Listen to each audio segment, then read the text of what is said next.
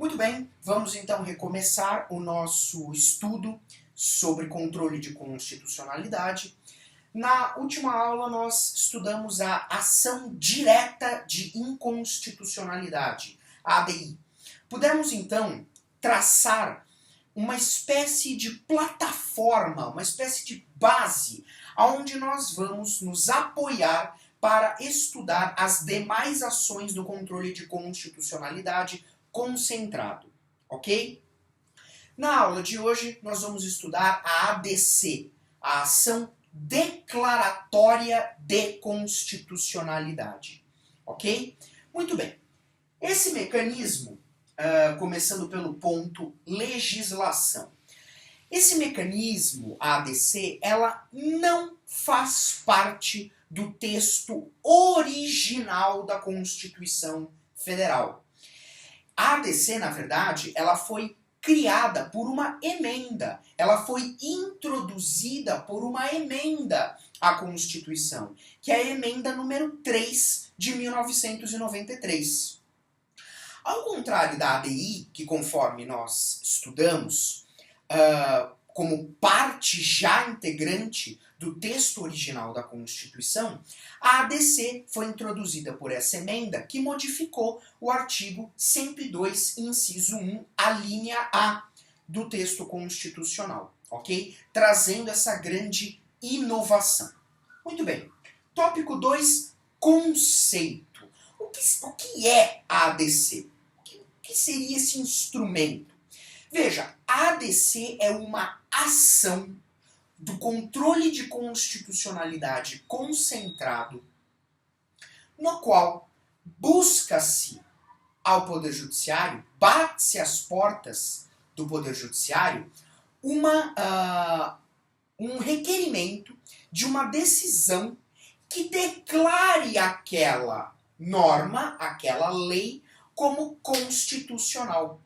Então, eu vou ao Poder Judiciário pedindo que o Judiciário me declare aquela norma como constitucional. É como se eu estivesse pedindo que o Poder Judiciário conferisse um selo de constitucionalidade para aquela determinada lei.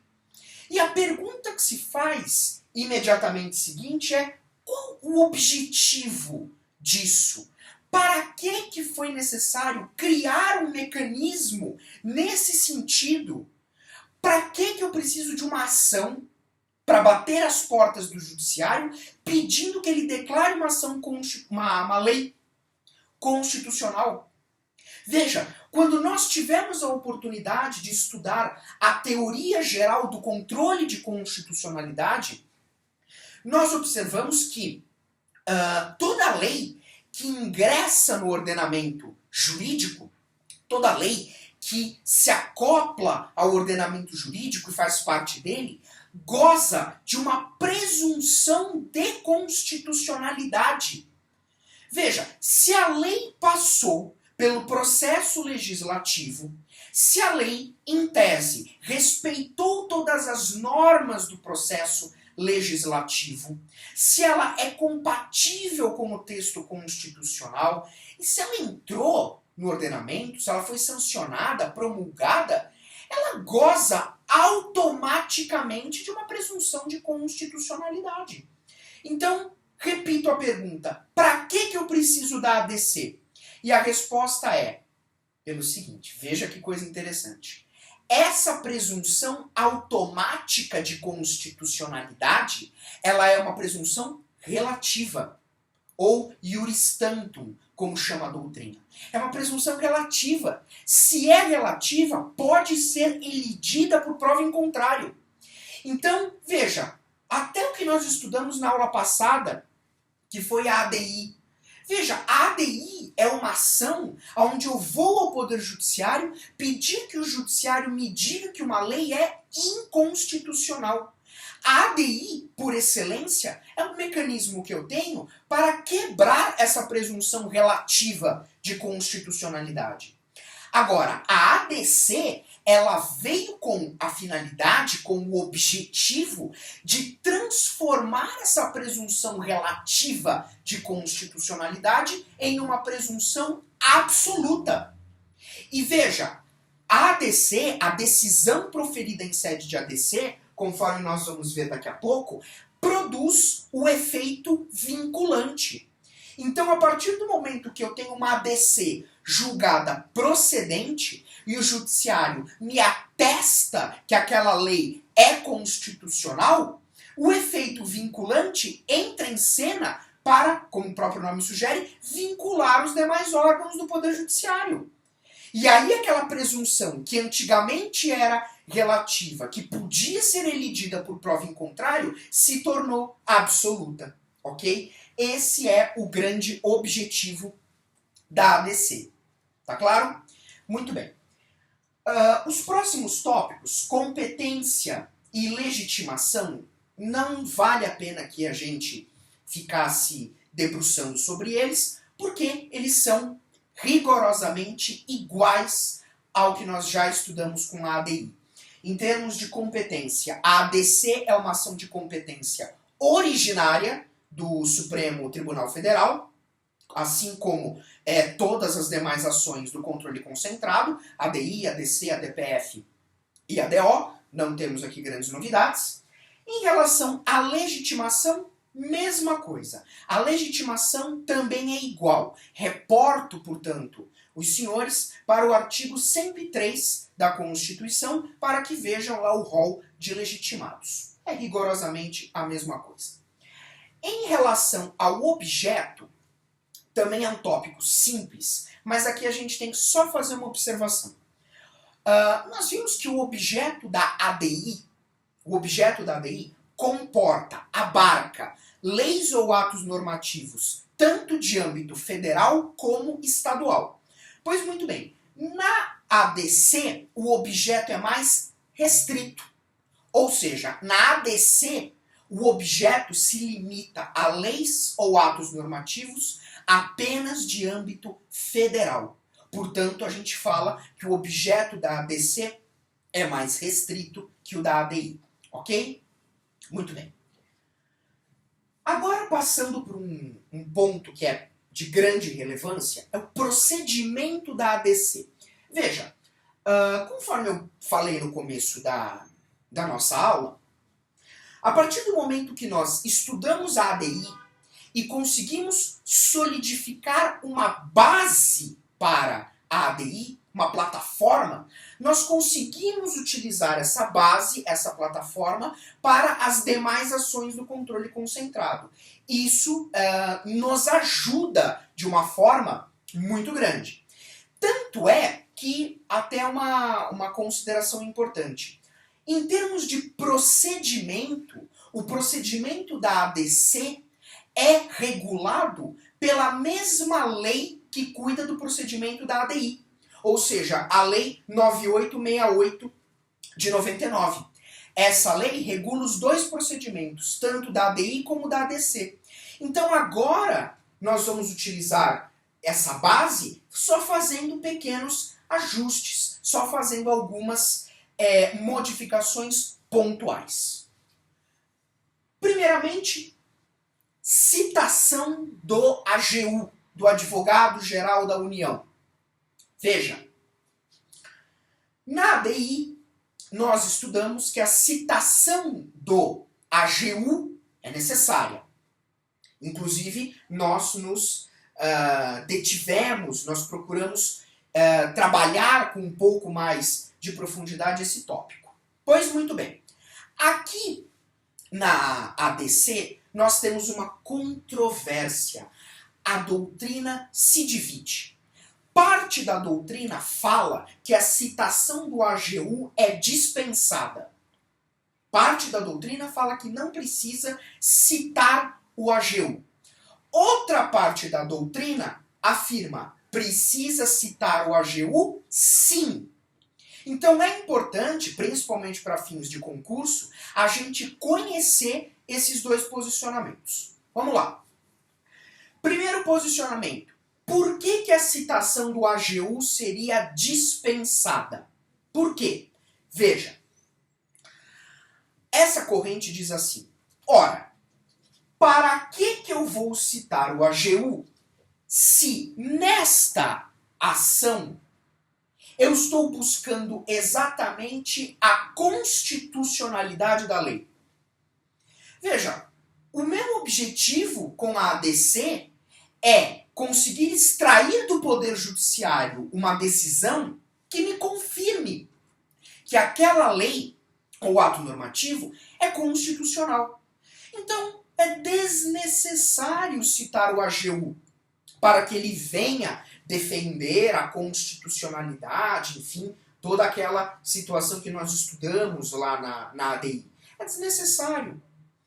Agora, a outra corrente me parece que tem argumentos mais sólidos, mais eficientes. Porque a outra corrente diz assim, olha, é preciso citar o AGU, sim, por conta de algo que nós chamamos de efeito ambivalente da ADC.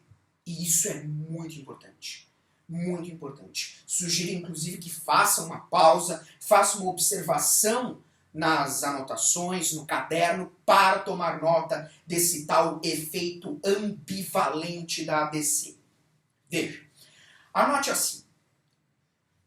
A procedência da ADC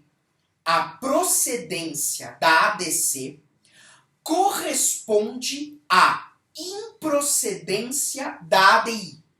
Vou repetir. A procedência da ADC corresponde à improcedência da ADI. E vice-versa. Vale dizer, se eu vou ao judiciário em sede de ADC e eu busco que o Poder Judiciário me declare a norma constitucional, se ele faz isso, se ele me diz que a norma é constitucional em ADC, é a mesma coisa que eu tivesse ajuizado uma ADI e ela tivesse sido julgada improcedente. Por isso, a célebre frase da doutrina de que a ADC corresponde à ADI com o sinal trocado. Então veja, da mesma forma que se eu ajuizo uma ADI, peço que o judiciário reconheça que a norma é inconstitucional. Se ele reconhece que a norma é inconstitucional, é a mesma coisa de eu ter ajuizado uma ADC julgada improcedente. Ok? Muito bem. Essa corrente, então, voltando agora para o problema da citação do AGU, essa corrente diz assim, por causa desse efeito ambivalente, eu preciso citar o AGU. Por quê? Porque eu não tenho garantias de que a ADC vai ser julgada procedente.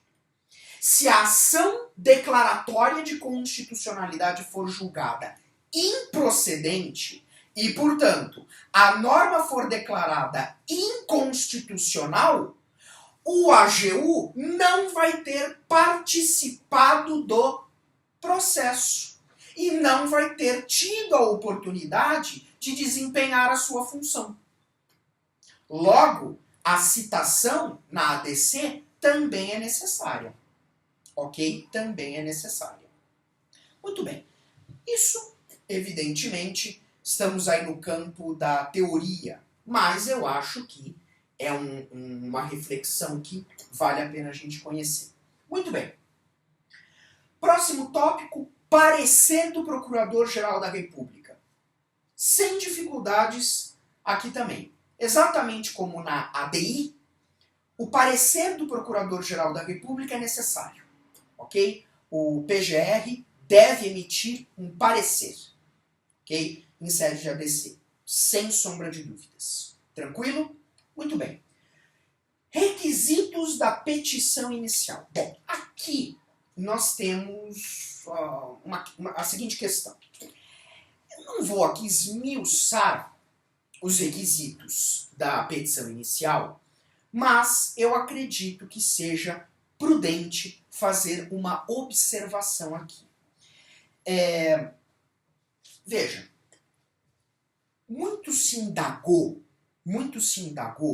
quando a ADC surgiu, se a ADC não estaria transformando o Poder Judiciário mais especificamente o Supremo, em um órgão consultivo, em um órgão meramente consultivo.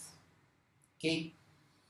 Bom, como vocês sabem, o Poder Judiciário, o Supremo, demais órgãos do Poder Judiciário, não se prestam a fazer consulta.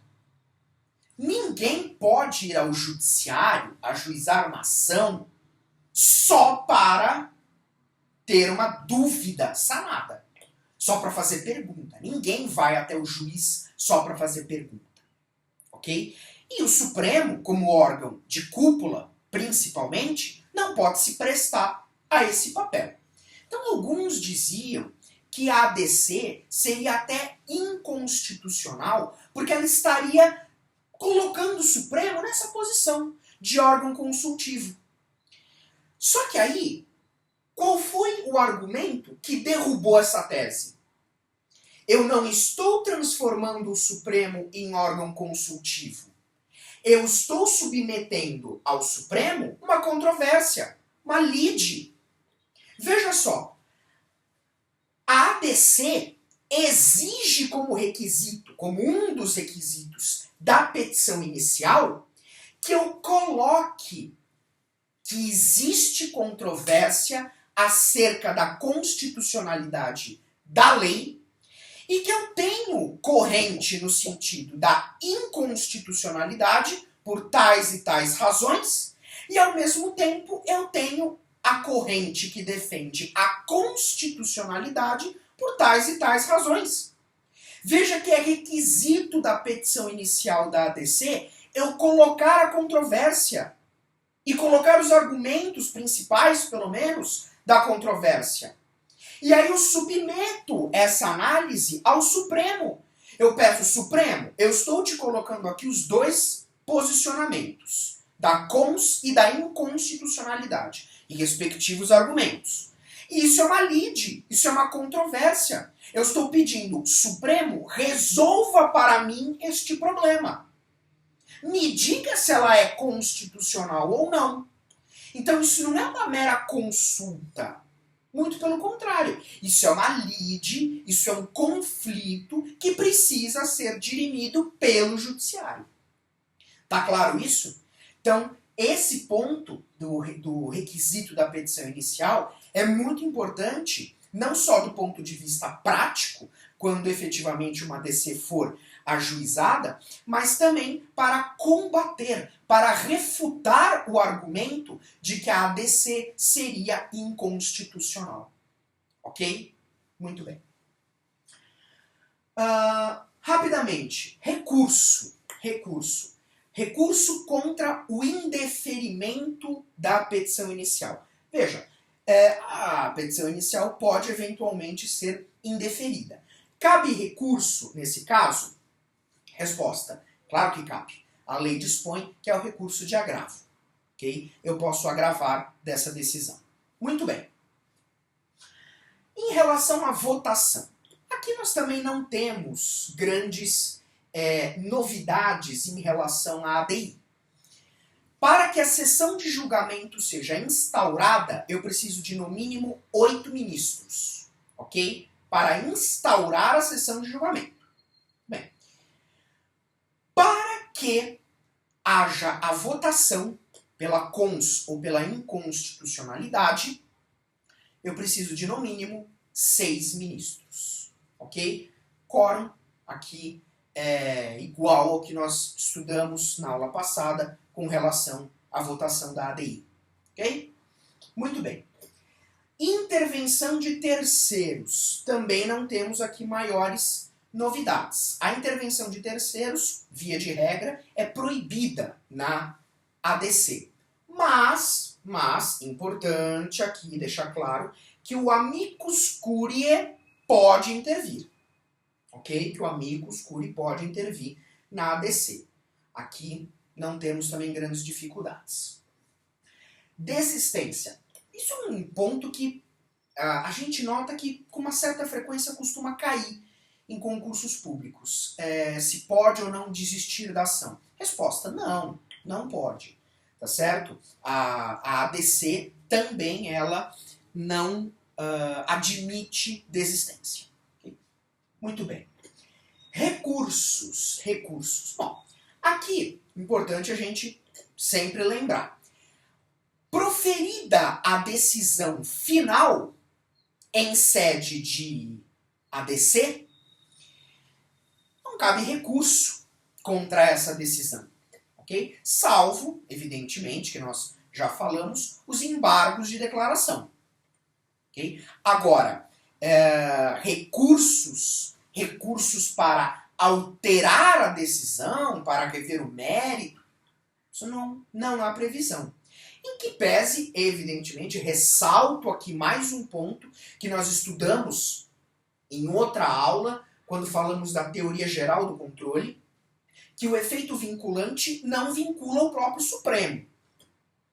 Okay? Isso é algo que não se pode perder de vista. O efeito vinculante não vincula o próprio Supremo. Então é óbvio que se hoje o Supremo declara uma lei constitucional em sede de ADC, isso não significa que daqui, por exemplo, a 6 meses, ele não possa rever o entendimento dele.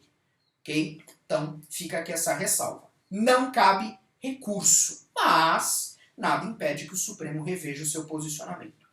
E uma outra coisa, embora não seja recurso, também não se admite propositura de ação rescisória. Ok? Importante aí a gente deixar claro, ação rescisória não é recurso, né, evidentemente, mas também não é cabível contra o acórdão, que transita em julgado em sede de ADC, né, a decisão de ADC. Em relação a efeitos da decisão. Muito bem, efeitos da decisão. Estamos falando em controle concentrado de constitucionalidade. Né? Então, qual é a regra? Em primeiro lugar, efeito erga omnes. Né? Essa é a regra. A decisão em ADC produz efeito erga omnes. E efeito ex tunc. Ok? Portanto, retroagindo. Isso, mais uma vez, remeto aos senhores à nossa aula de teoria geral do controle, onde nós estudamos a teoria da nulidade, teoria da anulabilidade no controle, vimos qual o sistema adotado no Brasil, e vimos que a regra é que a decisão no controle concentrado ela retroage, ok? Por conta da teoria da nulidade que foi adotada no Brasil, ok? E, evidentemente, faço a ressalva de que cabe modulação. Esses são os efeitos, entre aspas, naturais, normais da decisão em sede de ADC. Mas isso, evidentemente, não impede que o Supremo module efeitos, conforme nós também já estudamos essa técnica de julgamento lá na teoria geral do controle. Okay? Produz efeitos vinculantes, né? O efeito vinculante, aqui não acredito que haja também maiores dificuldades, as ações do controle concentrado produzem efeito vinculante, isso é algo que nós também já havíamos comentado. E como último ponto, concessão de liminar. Isso também de vez em quando costuma aparecer em provas do MP, magistratura. Cabe concessão de liminar em sede de ADC? Resposta, cabe, não há problema nenhum, tá bom? Teria essa natureza antecipatória, né, enquanto não se discute o mérito, enfim, toda essa problemática que nós temos da demora dos processos, da morosidade do judiciário, enfim, a concessão de cautelar também se mostra cabível aqui nesse caso, ok? Muito bem, então, com isso, eu acredito que nós conseguimos tratar dos pontos mais relevantes acerca da ação declaratória de constitucionalidade. Como nós observamos no decorrer da exposição, a ADC guarda uma grande similitude com a ADI, principalmente, né, a razão pela qual também comentei aqui, o procedimento da ADC é regulado pela mesma lei do procedimento da ADI, né? Isso explica, sem sombra de dúvidas, diversas similitudes que nós temos, tá? Só havendo, por favor, essa importante relação que existe da ADC com a ADI, isso é algo que não pode ser esquecido. Até, por exemplo, vejam vocês, concessão de liminar. Concessão de liminar. Acabei de falar que cabe concessão de liminar na ADC. Na ADI, nós vimos aula passada que também cabe. Também cabe. Eu aplico esse efeito ambivalente a cautelar também? A cautelar cabe? O efeito ambivalente? Resposta: claro que cabe. Claro que cabe. Então, isto significa dizer que a concessão de uma cautelar em ADC produz o efeito oposto na ADI. Veja só, essa questão da ambivalência entre essas ações é o que torna a ADI e a ADC como grandes ações protagonistas do controle concentrado e, sem sombra de dúvida, que possuem uma alta incidência em provas e concursos públicos. Ok? Espero que todos tenham gostado da aula. Meu nome é Sérgio Alfieri, para aqueles que ainda não me conhecem, eu sou professor de Direito Constitucional e nos vemos numa próxima oportunidade, onde nós continuaremos o estudo do controle de constitucionalidade concentrado, pois ainda falta ver a arguição de descumprimento de preceito fundamental, a DPF, e também comentarei com os senhores sobre a ADO, né, a ação direta de inconstitucionalidade por omissão, onde nós trataremos sobre uma série de peculiaridades e falaremos, inclusive, traçaremos um paralelo da ADO com o mandado de injunção, principalmente levando em consideração a nova lei do mandado de injunção que saiu aí recentemente. Ok? Um abraço a todos, obrigado pela atenção e até a próxima.